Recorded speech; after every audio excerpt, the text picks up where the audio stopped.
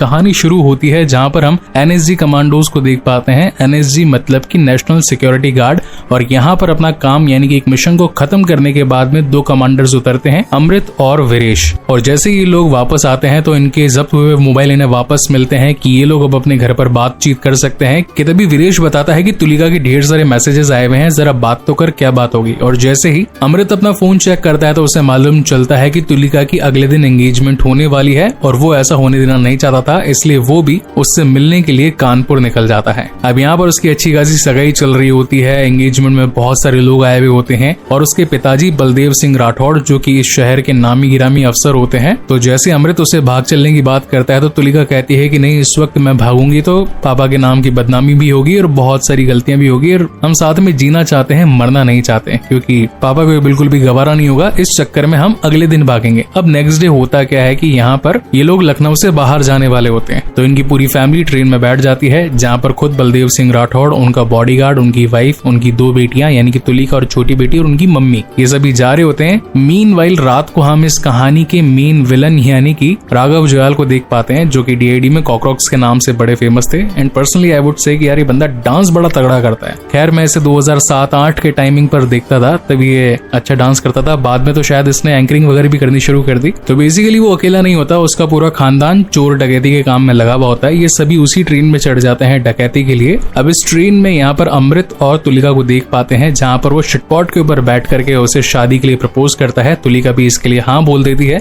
मगर उन्हें क्या पता था कि एक बहुत बड़ा खतरा उनकी तरफ आ रहा है। अब ये सभी डकैत क्या करते हैं, ट्रेन की 4 बोगियों को कम्प्लीटली बंद कर देते हैं ताकि उनमें से कोई बाहर ना निकल पाए। वहाँ पर ताला वगैरह लगा देते हैं और जैमर से सभी सिग्नल्स को जाम कर देते हैं ताकि कोई फोन कॉल ना कर सके, और ऊपर से ट्रेन की चेन को काट देते हैं ताकि ट्रेन भी ना रोक पाए। और अब एक एक करके सभी लोगों से चोरी चकारी करने लगते हैं, ढेर सारा पैसा ऐंठने लगते हैं। मगर इसी बीच अपने जो दोनों कमांडो होते हैं ये इनसे लड़ भिड़ते हैं। अब पर्सनली कहूँ तो इस मूवी को वॉच करने के लिए अच्छे तगड़े जिगरी की जरूरत है, क्योंकि जिस हिसाब किताब की मार कटाई मची है ना, अगर आप कच्चे दिल के इंसान है तो बिल्कुल भी ना देखें। इनफैक्ट इस वीडियो को भी अभी बंद कर दें, नहीं तो कहीं आपको उल्टी वगैरह आ जाएगी। खैर मैं भी एडिटिंग के टाइम पर ध्यान रखूंगा कि ज्यादा ब्लड शेडेड सीन आपको ना दिखाऊं। तो अब यहाँ पर होता यह है कि ये सब ब्रूटली मार काट चल रही होती है ट्रेन के अंदर। इन बिटवीन राघव अपने चाचा जी को भी फोन करके बुला लेता है कि यहाँ पर मारकाट मच चुकी है, 2 कमांडो यहाँ ऑलरेडी ट्रेन के अंदर है, अब आप लोग भी जल्दी से यहाँ पर आ जाओ। तो यहाँ पे चाचा जी क्या करते हैं और 20-25 लोगों को लेकर पहुंच जाते हैं। अब ट्रेन के अंदर जहाँ एक तरफ आम लोग यानी कि गरीब लोग अपनी अपनी जान बचाकर इधर उधर भाग रहे होते हैं, वही दूसरी तरफ ये डकैत लोग उन सभी की चोरी चकारी करके ढेर सारा माल लूट लेना चाहते होते हैं। लेकिन तभी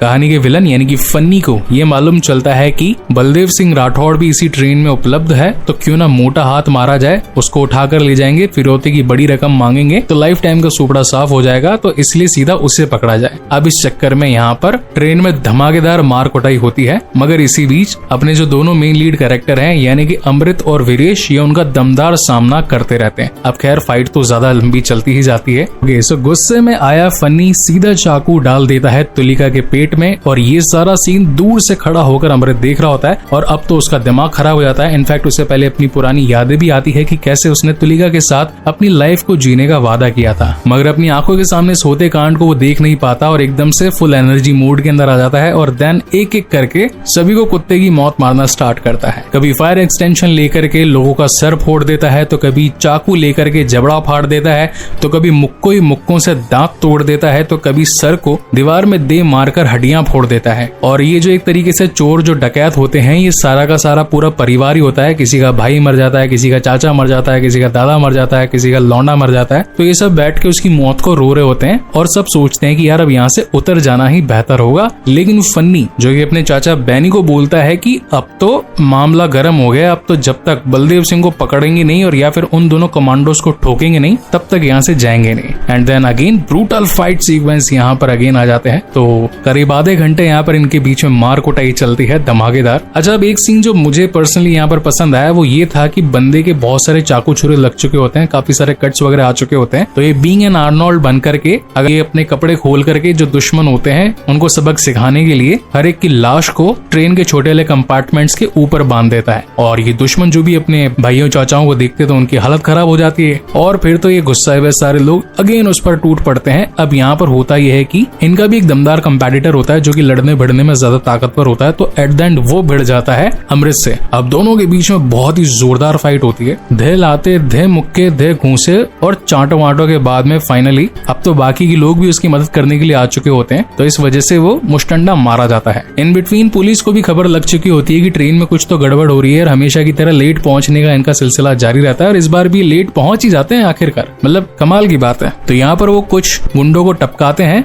मगर फन्ने खान तो अपने फन्ने खान थे, वो भी एक एक को टपकाते जाते हैं और पुलिसों की रेडी लगा देते हैं, मतलब कि उनको भी जान से मार डालते हैं। मगर एट द एंड यहाँ पर अमृत का बेस्ट फ्रेंड वीरेश मारा जाता है। हालांकि उसने काफी अच्छी लड़ाई करी थी, इस वजह से तो अमृत पूरी तरह टूट चुका होता है और अब गुस्से में आया अमृत एक विप्पो गैस लाइटर को पूरी तरीके से उसकी गैस बैनी के मुंह में दे डालता है और आग लगा देता है और जिस तरीके से जलकर मरते हैं वो भाई साहब, मतलब खतरनाक सीन था। और फिर होना क्या था, मूवी के एंड में जिस तरीके से विलन की मार पिटाई होती है तो यहाँ पर बेचारे कॉकरोच को कॉकरोच बना दिया जाता है और दे दनादन मुक्के ही मुक्के थोबड़े पर मारे जाते हैं और उसकी हालत टाइट कर दी जाती है। और मूवी के एंड में हम लोग ये देख पाते हैं कि अगले स्टेशन पर जैसे ही ट्रेन रुकती है तो पुलिस आकर इन सभी हॉस्टेजेस को बचा लेती है और बेचारा अपना अमृत तुलिका की पुरानी यादों में ही खो जाता है और अपने प्यार के पलों को याद करने लगता है, जैसे कि गजनी मूवी में भी हुआ था। और इसी के साथ ये मूवी यहीं पर खत्म होती है।